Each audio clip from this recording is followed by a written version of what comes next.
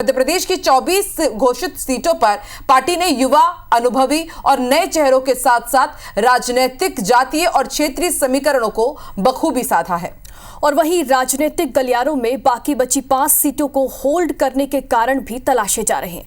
आखिर क्यों BJP in 5 सीटों पर ज्यादा सतर्क है? देखिए वो फैक्टर जिससे बीजेपी को 5 सीट होल्ड करनी पड़ गई।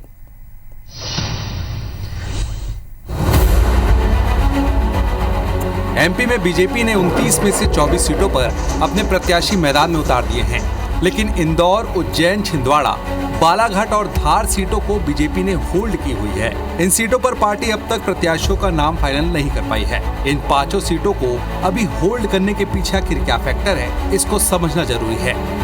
बात पहले इंदौर लोकसभा सीट की करें तो इंदौर लोकसभा सीट के उम्मीदवार का नाम भी बीजेपी ने रोक रखा है।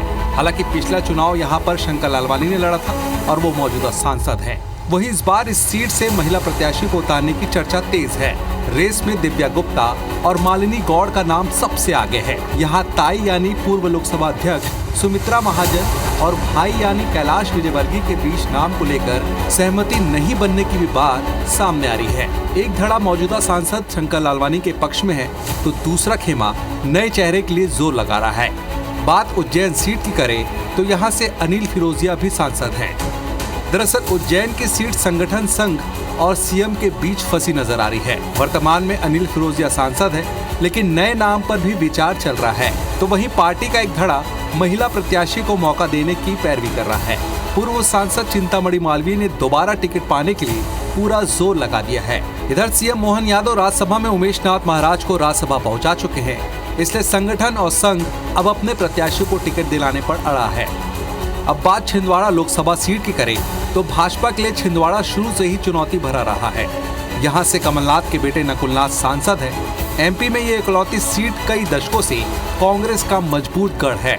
कमलनाथ और नकुलनाथ को लेकर तमाम तरह की खबरें भी चली, लेकिन दोनों ने भाजपा में जाने के अटकलों को खारिज कर दिया।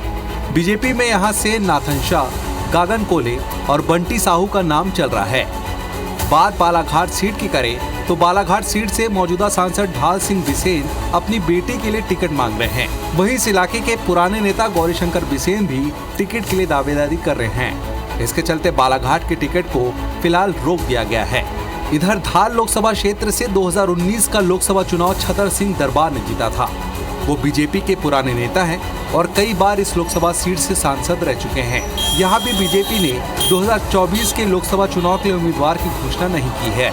धार की जनता ने अब तक 14 सांसद चुने हैं, लेकिन एक भी केंद्र में मंत्री नहीं बन पाया। जहाँ जनसंघ से 4, कांग्रेस से 7 और भाजपा 3 बार जीती है। 2 बार से मौजूदा सांसद छतर सिंह दरबार भी कोई पहचान नहीं बना पाए।